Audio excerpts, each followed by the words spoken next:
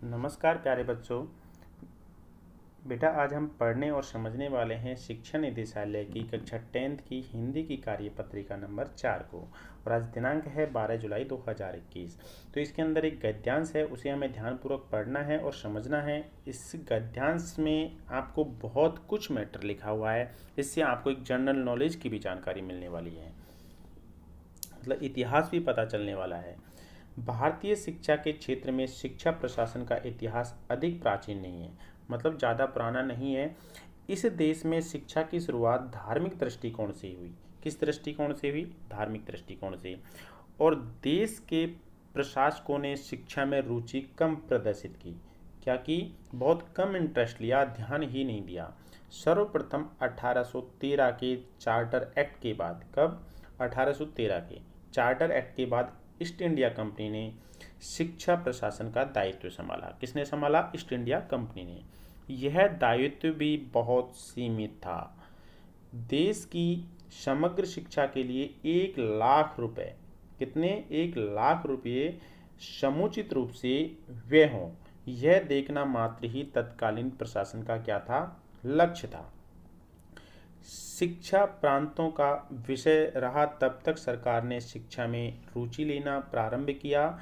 मतलब जब प्रांतों का विषय रहा तो सरकार ने इसमें रुचि ली, इसकी तरफ ध्यान दिया, इसमें काम किया। इसके बाद ही हमें शिक्षा प्रशासन के स्वरूप में परिवर्तन देखने को मिलता है, मतलब बदलाव नज़र आता है। जब कोई भी किसी काम में इंटरेस्ट लेता है तो उस काम में मतलब बदलाव आपको अपने आप नज़र आने लग जाता है, चाहे वो पढ़ाई हो, चाहे कोई खेल हो, चाहे कोई चीज़ हम बना रहे हो, वो चीज़ हो। 1921, कब? 1921 तक शिक्षा प्रशासन केंद्र का विषय रहा। किसका रहा? केंद्र का विषय। बच्चों, इस एक 3 सूचियाँ होती हैं संविधान के अंदर: संघ सूची, राज्य सूची और समवर्ती सूची। तो संघ सूची पर काम कार्य जो करता है वो है केंद्र, तो मतलब वो एक तरीके से केंद्र का विषय है। 1921 के बाद से अब तक, 1921 के बाद से अब तक ये किसका विषय बना रहा? राज्य का विषय। ये ध्यानपूर्वक आप देखना, राज्य का विषय, केंद्र का विषय, ये आपने एसएसटी में पढ़ा होगा। एसएसटी के टीचर से समझना और पूछना इस बात को। तो ये 1921 के बाद से अब तक किसका विषय बना रहा? राज्य का विषय। और कुछ महत्वपूर्ण अधिकार, लेकिन इसके अलावा क्या थे? कुछ महत्वपूर्ण जो चीज़ें थी उस पर केंद्र सरकार सलाह देती थी, कार्य करती थी, राज्यों का जो एजुकेशन प्रणाली है उसकी तरफ ध्यान देती थी। तो आइए इसे भी हम समझते हैं। कुछ महत्वपूर्ण अधिकार यथा राज्यों को सलाह देने का काम, समग्र देश की शिक्षा नीति आयोजन, देश की शिक्षा संबंधी आंकड़ों का प्रकाशन, विशिष्ट क्षेत्रों की शिक्षा, वित्तीय अनुदान, राष्ट्रीय स्तर की संस्थाओं का संचालन आदि केंद्र के अधीन रहे। फिर भी समग्र रूप से शिक्षा संविधान में राज्य सूची में होने के कारण प्रशासन का ही विषय बना रहा। मतलब वो प्रांतों का, मतलब राज्यों का विषय ही बना रहा, क्योंकि वो चीज़ संविधान के अंदर थी। अक्टूबर 1976 में इस विषय को ध्यान से समझना। यहाँ चेंजमेंट हो जाता है, यहाँ आपको जो अभी एजुकेशन प्रणाली चल रही है वो आ जाती है 1976 में।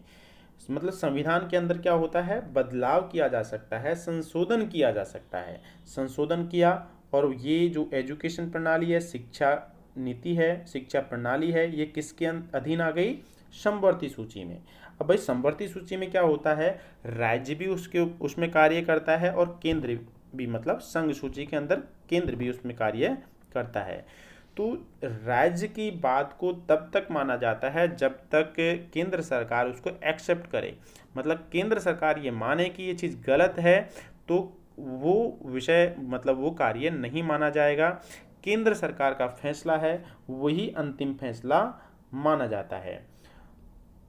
तो आशा की जाती है कि केंद्र प्रशासन अब तक अधिक सक्रिय एवं महत्वपूर्ण भूमिका निर्वाह कर रहा है। तो आपने देखा है कि केंद्र सरकार इस पर बहुत अच्छे से कार्य करता है, बहुत अच्छे से इसकी तरफ ध्यान दे रहा है। तो आइए इसके कुछ प्रश्न हैं, इनको हम समझते हैं और करते हैं। तो आपका पहला प्रश्न है, धार्मिक शब्द से प्रत्यय को अलग कीजिए। हमें इसके, क्योंकि शब्द प्रत्यय से मिलकर बना हुआ है उसे हमें उस शब्द से निकाल कर दूर करना है। तो धार्मिक में इक प्रत्यय लगा हुआ है, धर्म प्लस इक, तो इक प्रत्यय से ये शब्द बना हुआ है। दूसरा प्रश्न आपका है, विशिष्ट एवं सीमित शब्दों के विलोम शब्द बताइए। तो विशिष्ट शब्द का विलोम शब्द है साधारण और आम, हो सकता है और भी हो सकते हैं, आप लिख लेना। सीमित शब्द का विलोम है असीमित। और नेक्स्ट प्रश्न है आपका तीसरा, शिक्षा को समवर्ती सूची में किस वर्ष में शामिल किया गया था? किसमें? समवर्ती सूची में। समवर्ती सूची से पहले ये किसका विषय था? राज्य सूची का विषय। तो अब यहाँ पर किस किस का हो गया? संघ सूची और राज्य सूची, दोनों इस पर कार्य करेंगे। केंद्र सरकार और राज्य सरकार दोनों इसके ऊपर कार्य करती हैं। तो नेक्स्ट प्रश्न आपका हम लेते हैं। नेक्स्ट प्रश्न आपका है, शिक्षा से संबंधित 1813 का मतलब 1813 का चार्टर एक्ट का मुख्य उद्देश्य क्या था? उसका कार्य क्या था? उसका उद्देश्य क्या था?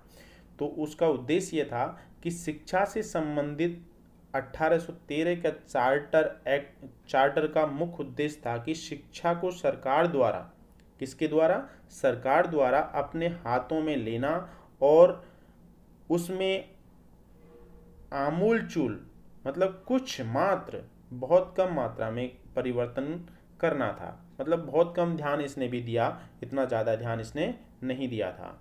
तो नेक्स्ट प्रश्न है आपका पांचवा,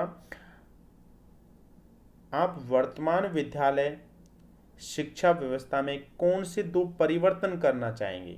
तो आप अपनी अपनी राय भी लिख सकते हैं इसके अंदर। तो मैंने मेरी राय लिख दी है कि इसमें शिक्षा रोजगार उन्मूलन की होनी चाहिए। किसकी होनी चाहिए? रोजगार उन्मूलन की। हमें मतलब शिक्षा ऐसी होनी चाहिए आगे जाकर हमें कोई स्वरोजगार मिले, हम अपना कार्य कर सकें, उससे संबंधित वहाँ पर शिक्षा होनी चाहिए। और दूसरा है, छठी कक्षा से विषय चुनने का विकल्प होना चाहिए।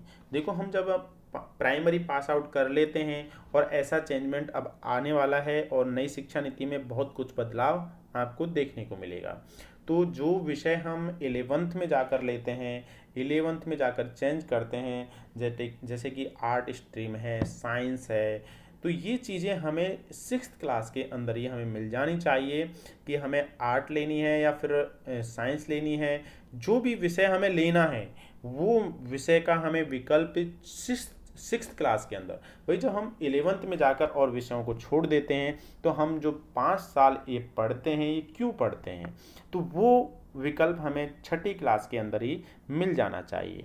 तो बच्चों, मुझे आशा है कि ये वर्कशीट आपको बहुत अच्छी से समझ में आई होगी, और अगर समझ में ये आई है तो इसे अपने दोस्तों के साथ शेयर करें, इसे लाइक करें और हमारे चैनल को सब्सक्राइब करें।